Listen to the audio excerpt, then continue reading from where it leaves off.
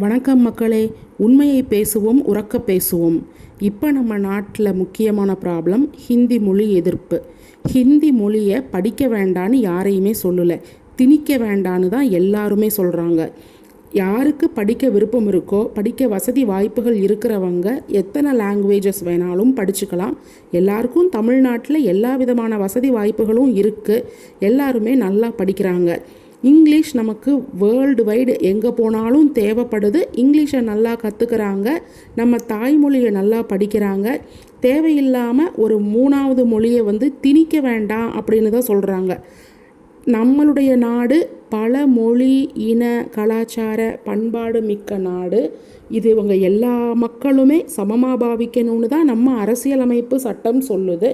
அப்புறம் எதற்காக இந்த தேவையில்லாத ஹிந்தி மொழி திணிப்பு? இது தேவையில்லையே, யோசிக்கலாமே.